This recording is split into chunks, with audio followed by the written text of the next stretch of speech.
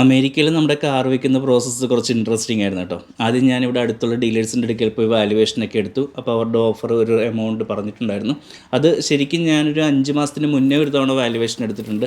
ആ എമൗണ്ടിൻ്റെ ഏകദേശം ഈക്വലായിട്ടുള്ള എമൗണ്ടോ അല്ലെങ്കിൽ അതിനേക്കാൾ കുറച്ചുകൂടെ എമൗണ്ട് കൂടുതലോ എന്ന രീതിയിലായിരുന്നു ഈ ഡീലേഴ്സിൻ്റെ അടുക്കൽ നമുക്ക് ഓഫർ കിട്ടിയത്. മേ ബി കാനഡയ്ക്ക് 25% ടാക്സ് അങ്ങനത്തെ ഒരു ന്യൂസൊക്കെ നിൽക്കുന്ന സമയത്താണ് ഞാൻ എൻ്റെ വാല്യുവേഷന് വേണ്ടി പോയത്. അതുകൊണ്ടായിരിക്കും. ഇത് ലെക്സസിൻ്റെ NX 350H എന്ന് പറയുന്ന 2024 മോഡൽ വണ്ടിയാണ്. 2024 മോഡൽ എന്ന് പറഞ്ഞാലും ഞാൻ ഈ വണ്ടി മേടിക്കുന്നത് 2023 കേട്ടോ.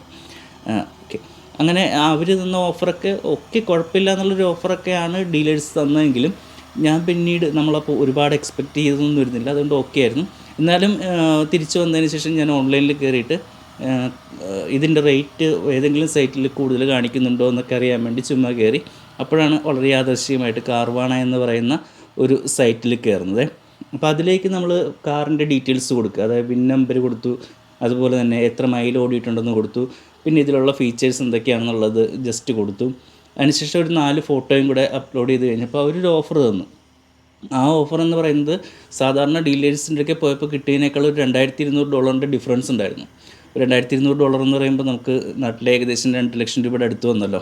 അപ്പോൾ എന്നാൽ കൊള്ളാമല്ലോ എന്ന് വിചാരിച്ചിട്ട് ഞാനിത് മുന്നോട്ട് പോകാൻ വേണ്ടി നോക്കുന്ന സമയത്ത് ഇവർ കുറച്ച് ഡോക്യുമെൻറ്റ്സ് കൂടെ ചോദിക്കുന്നുണ്ട്. അതായത് 10 ദിവസത്തിനകം ഈ നിങ്ങൾക്ക് ലോൺ ഉണ്ടെന്നുണ്ടെങ്കിൽ ആ ലോൺ ക്ലോസ് ചെയ്യാൻ എത്ര എമൗണ്ട് ആവുമെന്ന് ബാങ്കിൽ നിന്ന് പേപ്പർ മേടിക്കണം, ഡോക്യുമെൻ്റ് മേടിച്ച് അപ്ലോഡ് ചെയ്യണം. അതുപോലെ തന്നെ ബാങ്കിൻ്റെ ഡീറ്റെയിൽസ് കൊടുക്കണം. അതായത് നമ്മളുടെ ബാങ്ക് അക്കൗണ്ടിൻ്റെ ഡീറ്റെയിൽസ് കൊടുക്കണം, സോഷ്യൽ സെക്യൂരിറ്റി നമ്പർ കൊടുക്കണം, ഐഡൻറ്റിറ്റി പ്രൂഫ് കൊടുക്കണം. അങ്ങനെ 2-3 ഡോക്യുമെൻറ്റ്സ് അപ്ലോഡ് ചെയ്യാനുണ്ട്. വളരെ സിമ്പിൾ. ഇതിൽ ബാങ്കിൽ പോകേണ്ട ഒറ്റ കാര്യമേ ഉള്ളൂ, അല്ലാതെ ബാക്കിയെല്ലാം നമ്മളുടെ കയ്യിലുള്ള സാധനങ്ങൾ തന്നെയാണ്. പക്ഷേ എന്നാലും ഇതൊക്കെ അപ്ലോഡ് ചെയ്യാനായിട്ടൊരു ഇത് ഫേക്കാണോ ഉള്ളതാണോ എന്നുള്ളൊരു ഡൗട്ടൊക്കെ ഉണ്ടായിരുന്നു കേട്ടോ. അങ്ങനെ ഞാൻ ഫ്രണ്ടിനോട് വിളിച്ചിട്ട് ചോദിച്ചു കഴിഞ്ഞപ്പോൾ പുള്ളിക്കാരൻ പറഞ്ഞു കുഴപ്പമില്ല, പുള്ളിക്കാരൻ ഇതുപോലെ കൊടുത്തിട്ടുണ്ട്. ഒറ്റ കാര്യമേ ഉള്ളൂ, നമുക്കിവിടെ അടുത്തൊന്നും കൊണ്ടുപോയി കൊടുക്കാൻ ഉള്ള സ്ഥലമില്ല. നമ്മളിവിടെ നിന്നാണെങ്കിൽ ഒരു 90 മൈലിൻ്റെ അടുത്ത് ഡിസ്റ്റൻസിൽ പോയിട്ട് കൊണ്ടുപോയി കൊടുക്കണം. അങ്ങനെയാണെങ്കിൽ അവർ ഈ പറയുന്ന എമൗണ്ട് കൃത്യമായിട്ട് തരും. അല്ലാന്നുണ്ടെങ്കിൽ പിക്കപ്പ് നമുക്ക് അറേഞ്ച് ചെയ്യാം. അങ്ങനെ പിക്കപ്പ് ആണെന്നുണ്ടെങ്കിൽ അതിന് ചാർജ് ഉണ്ടാകും. അപ്പോൾ ഇത് അതുപോലെ പിക്കപ്പ് ചെയ്യാൻ വേണ്ടി വന്നിരിക്കുന്നതാണ് നിങ്ങൾ ഈ കാണുന്ന വിഷ്വൽസ്.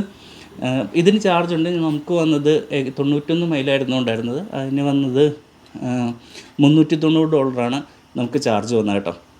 പക്ഷേ അതിന് ശേഷം ഈ ഡോക്യുമെൻ്റൊക്കെ അപ്ലോഡ് ചെയ്ത് കഴിഞ്ഞപ്പോൾ ഈ അപ്പോയിൻമെൻറ്റ് ഫിക്സ് ചെയ്യാനൊരു ഡേറ്റ് ഉണ്ടായിരുന്നു. അപ്പോയിൻമെൻറ്റ് കിട്ടാൻ കുറച്ചൊരു ഡിലേ ഉണ്ടാകും.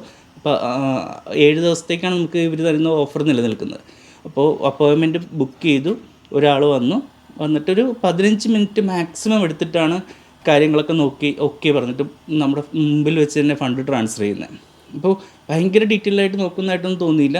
ജസ്റ്റ് സിമ്പിളായിട്ട് ഓടിച്ച് നോക്കി ഓക്കെ ആണ് എന്നുള്ള രീതി ഫ്രണ്ടിലേക്കും ബാക്കിലേക്കൊക്കെ ചെറുതായിട്ടൊന്നും എടുത്തു. അല്ലാതെ കാര്യമായിട്ടൊന്നും ബുദ്ധിമുട്ടെന്നുള്ള രീതിയിൽ പറഞ്ഞില്ല. ശരിക്കും ഈ വണ്ടിക്ക് പ്രത്യേകിച്ച് ഒരു കംപ്ലൈൻറ്റും ഇല്ല കേട്ടോ. ഇത് നല്ല കണ്ടീഷനിലായിട്ടിരിക്കുന്ന വണ്ടി തന്നെയാണ്. അപ്പോൾ അങ്ങനെ പുള്ളി ഓക്കെ പറഞ്ഞ് നമ്മുടെ മുമ്പിൽ വെച്ച് ഫണ്ട് ട്രാൻസ്ഫർ ചെയ്യുന്നു.